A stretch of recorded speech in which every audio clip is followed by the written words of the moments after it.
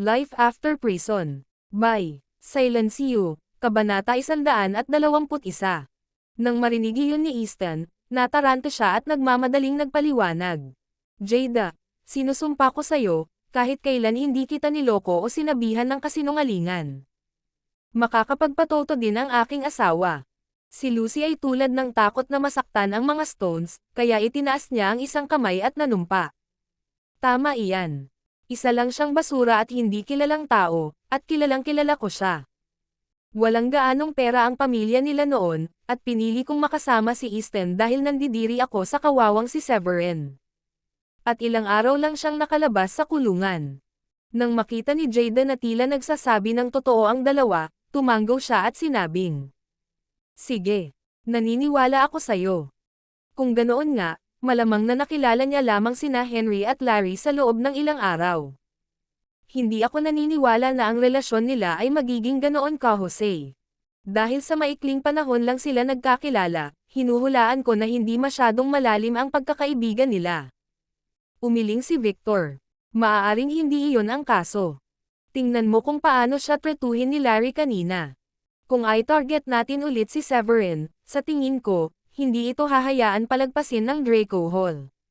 Sandaling nag-isip si Jada at malamig na ngumiti habang sinasabi. Maaari tayong matakot sa Draco Hall, ngunit may ilang mga pamilya sa pangalawang antas na hindi natatakot sa kanila. Bumilis ang tibok ng puso ni Victor at agad itong nagtanong. Ang ibig mong sabihin ay ang mga Horsfield. At mas partikular, si Edward Horsfield. Tumanggaw si Jada na may kasamang masamang ngiti. Minsan sinabi sa akin ni Easton na nag-alok si Edward ng $1.2 milyong sa mga Shanahan bilang dote para kay Diane. Isa lang ang paliwanag para sa kanyang pagpayag na magbigay ng ganoong kalaking halaga. May mahalagang lugar pa rin si Diane sa kanyang puso.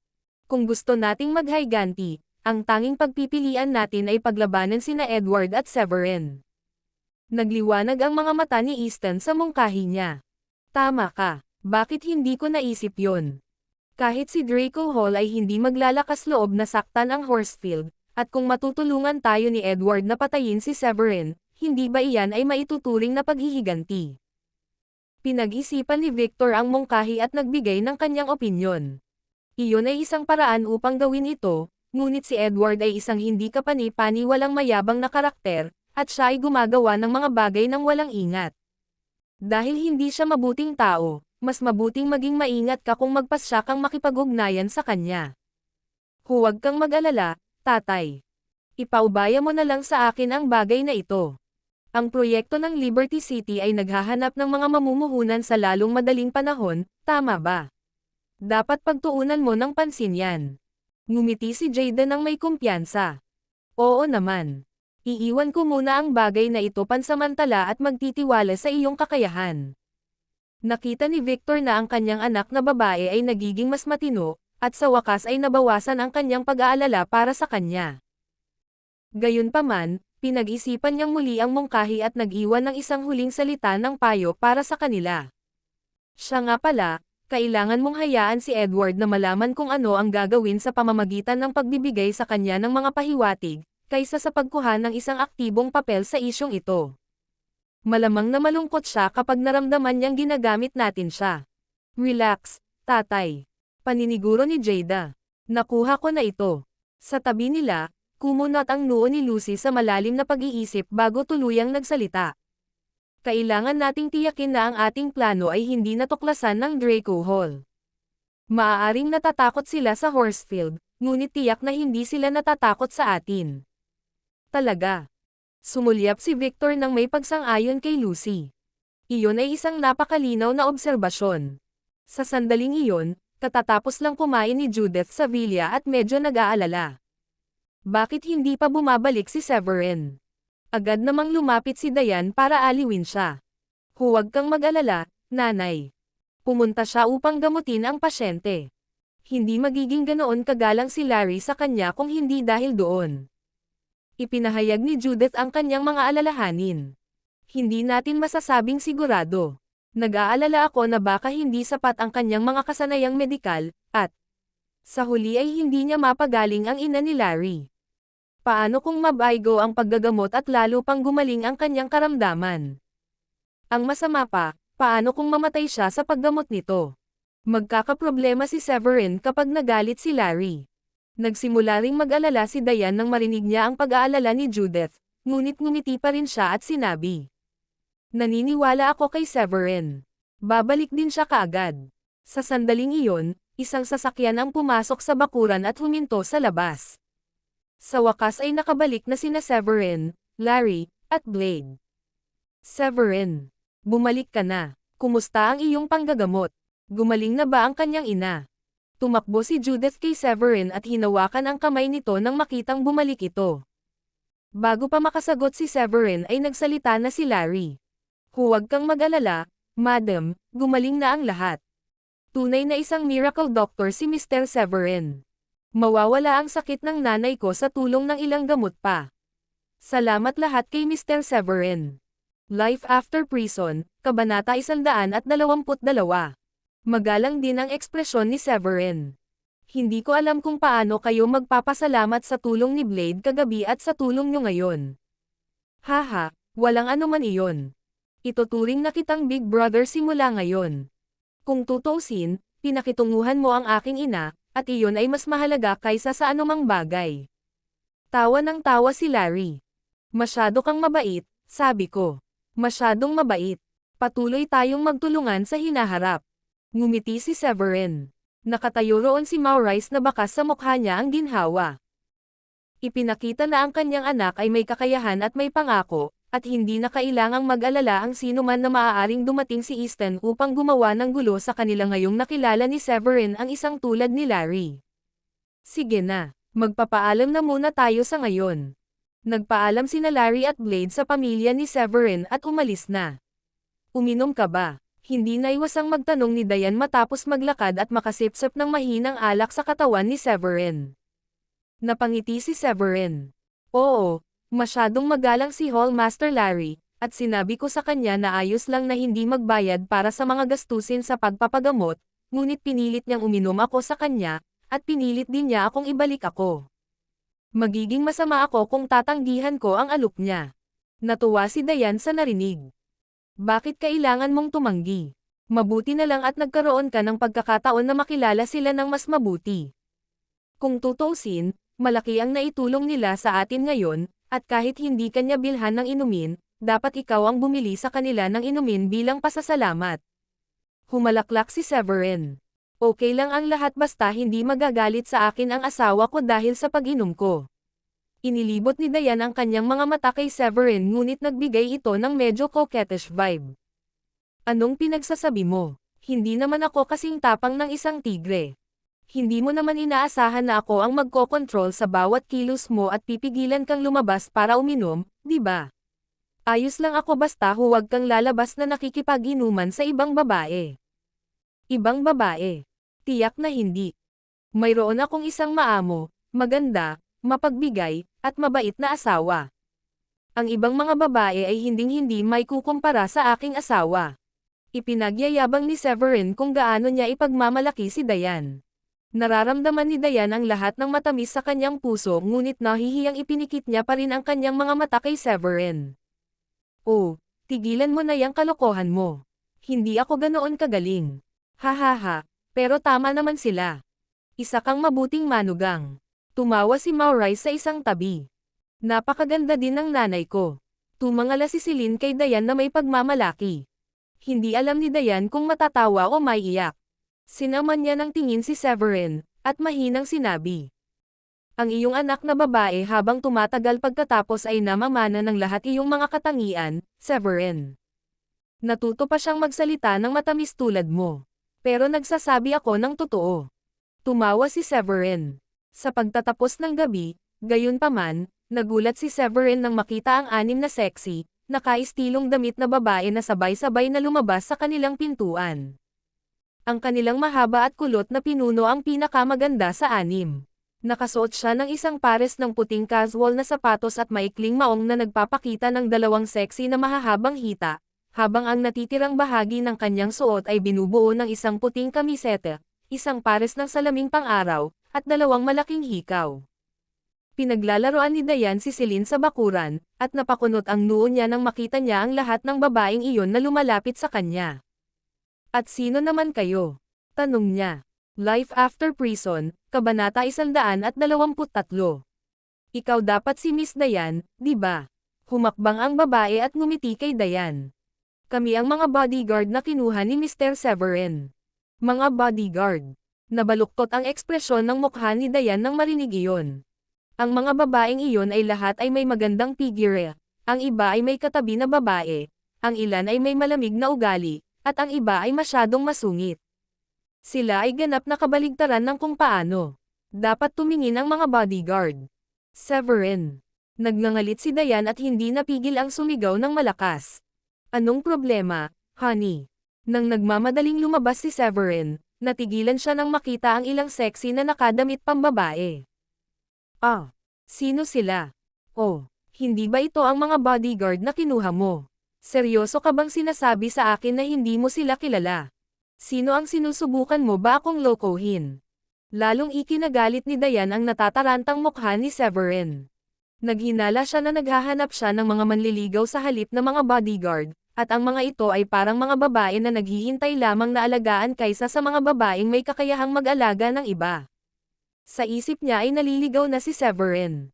Maayos na siya sa paninirahan sa isang malaking villa at pagkakaroon ng nakakabaliw na halaga ng pera sa kamay, ngunit ang paghahanap ng mga babae at pagkuha sa kanila bilang bodyguard ay isang bagay na hindi niya matanggap. Pagkatapos ng lahat, sino ang nakakaalam kung ano ang intensyon niya sa pribado?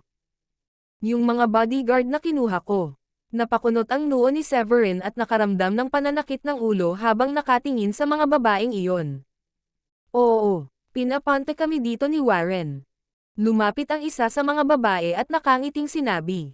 Siya ay mukhang medyo bata, at naglabas ng isang kabataang hangin sa buong kanya. Sa wakas ay naunawaan na ni Severin ang nangyayari at nakangiting nagpaliwanag kay Dayan.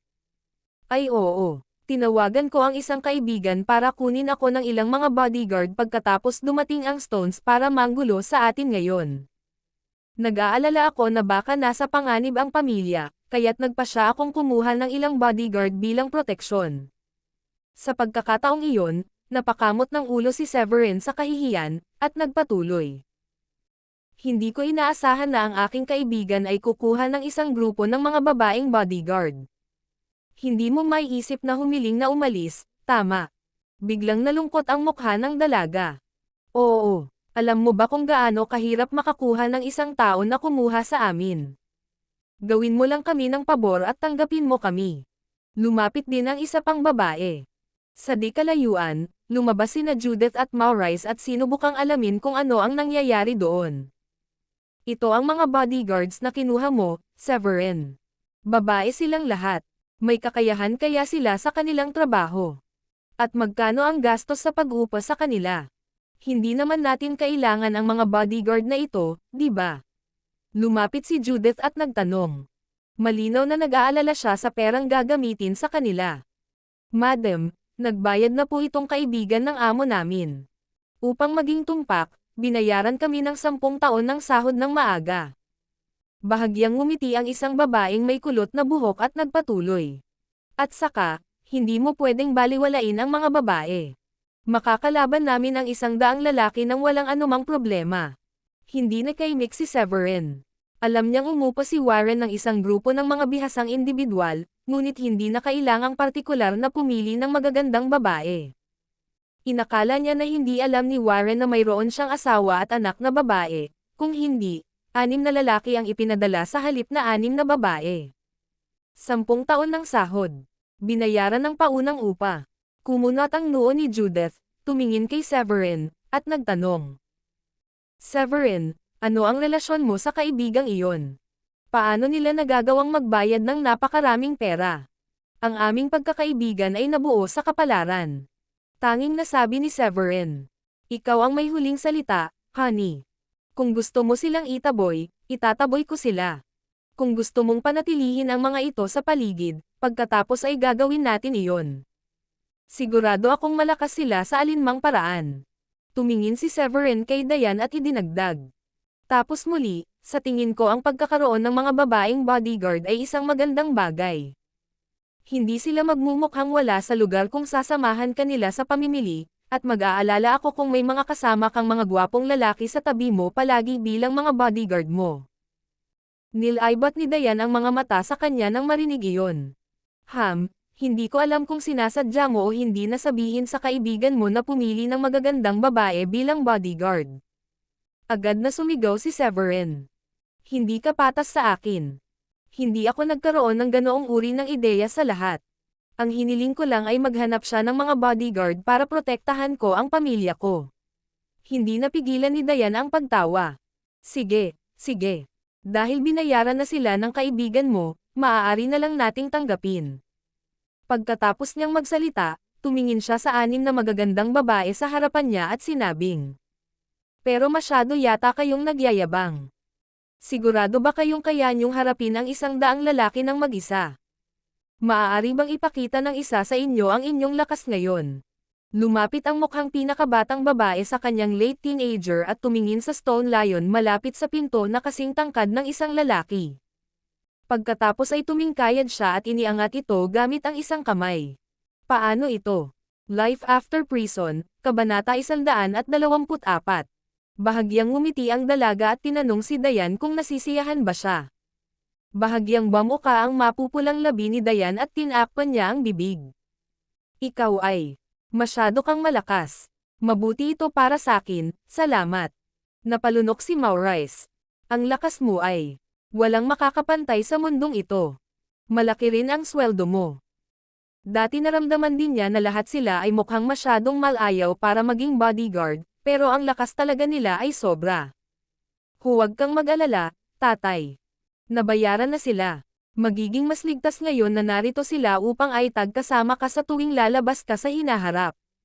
Sa wakas makakapagpahinga na ako ng maluwag. Nakangiting sabi ni Severin. Isang mapurol na kalabog ang narinig habang inilalagay ng batang babae ang batong leon sa lupa. Parang bahagyang yumanig ang lupa. Nagdust siya ng mga kamay, lumakad, at ngumiti kay Dayan bago sinabi. Ma'am, ako po ang pinakamahina sa 6. Kung hindi ka naniniwala sa akin, maaari mong hilingin sa isa sa kanila na bigyan ka ng isa pang demonstrasyon. Gagawin ko. Tumayo ang isa pang babae at lalakad na sana. Hindi. Nagtitiwala ako sa inyo. Naninigas ang takot ni Dayan. Nang makawala siya sa gulat ay ngumiti siya ng alanganin. Sino pala ang umupa sa inyo? Nakapagtataka na makakahanap siya ng mga bodyguard na kasing lakas mo. Nakangiting sabi ng pinakamaganda. Siya ay isang tao na may ranggo sa tuktok ng mundong ito. Napakalakas niya. Ganoon ba? Nag-aalinlangan si Dayan.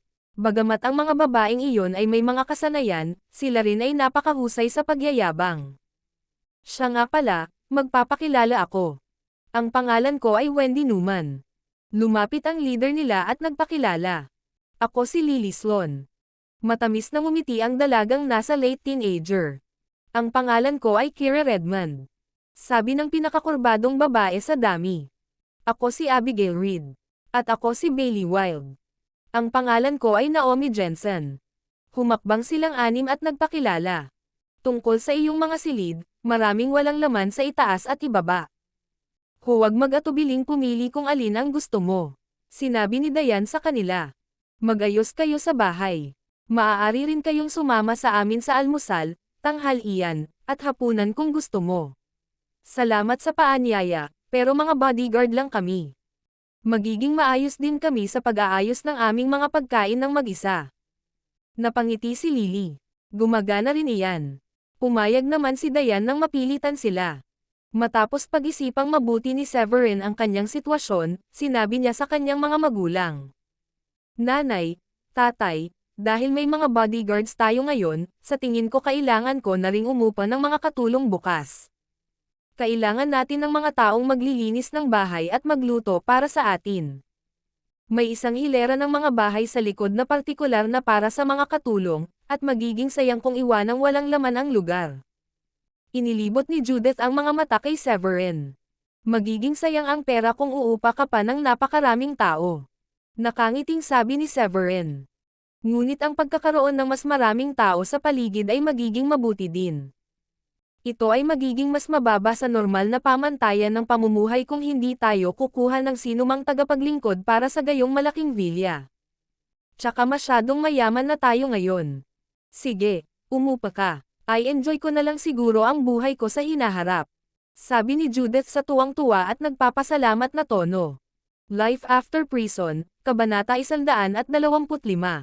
Kinaumagahan, lalabas na sana si Severin at tingnan kung makakapag-hire siya ng ilang katulong nang hindi inaasahang dumating sina Felicia, William, at Megan. Nako, ang mga kumaret-kumpare natin. Halika at maupo ka. Nang makita sila ni Judith ay agad siyang humakbang at masiglang binati. Bagamat nagkaroon ng away noong huling dumating ang kanilang mga kumaret-kumpare, teknikal na pamilya pa rin sila. Agad naman siyang sinalubong ni Maurice nang nakangiti. Hello, Felicia. Lumabas kami kahapon at bumili ng magandang tsaa. Gagawa ako ng ilang sandali para sa iyo. Hindi na kailangang maging magalang. Kung tutuusin, pamilya naman tayong lahat. Bahagyang nahiya si Felicia nang sabihin iyon ni Maurice at agad naman itong sinagot ng magalang. Sa pagkakataong iyon, lumabas ang 6 na magagandang babae sa likod ng bahay ni Diane. Ano ang pakikitungo sa lahat ng mga babaeng ito, Severin? Tanong ni Megan kay Severin bago pa makapagsalita si Felicia. Tiningnan niya ang lahat ng babaeng iyon at nakita niya kung gaano sila kaganda. Ang ilan ay mukhang ganap na mga sweeties, ngunit lahat sila ay pantay na kaakit-akit. Umupa kami ng mga bodyguard. Kakaibang ngumiti si Severin, at medyo kakaiba din ang ekspresyon niya. Hindi man lang mukhang bodyguard ang mga babaeng iyon. Lahat sila ay napakabata at energetic, kasama ang isang pares sa kanila na nakasuot ng maikling maong na nagpapakita ng kanilang mahaba, balingkinitan, at patas na hita. Mga bodyguard. Hindi masama. May pera ka ba para kumuha ng mga bodyguard? Itinakip ni Megan ang kanyang mga kamay sa kanyang dibdib at ngumisi. Bakit lahat sila babae? Kaya ba nilang lumaban kapag mukhang napakaselan? Huwag mo silang maliitin, Megan. Nakikita mo ba iyong batong estatwa ng isang leon sa pasukan? Kahit sino sa kanila ay kayang buhatin ang rebeltong iyon gamit ang isang kamay. Malakas ba iyon para sa iyo? Nakangiting sabi ni Diane.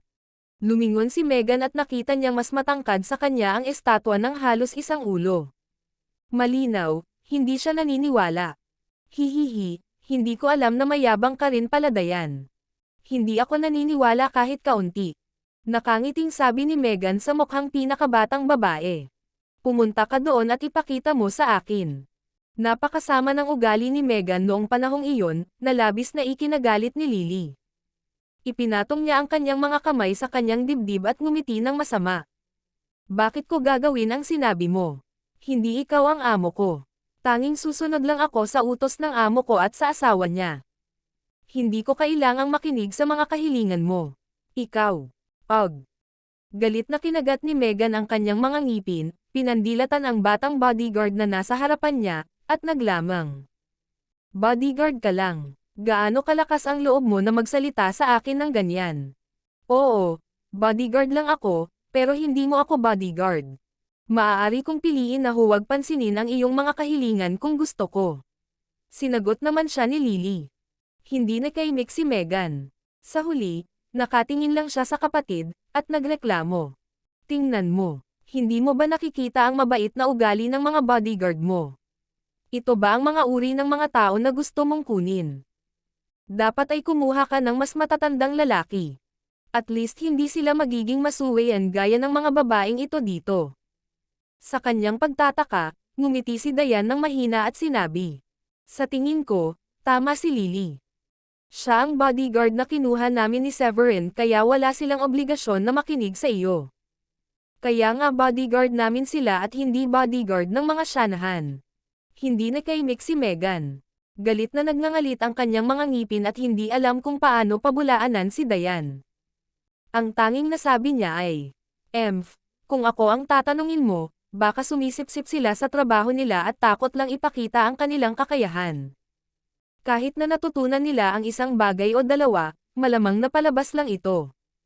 Sa nakikita ko, Kumuha si Severin ng mga bodyguard na maganda pero walang magawa. Kailangan mo ring mag-ingat, Dayan. Baka nakikipagrelasyon lang si Severin sa mga magagandang bodyguard na ito.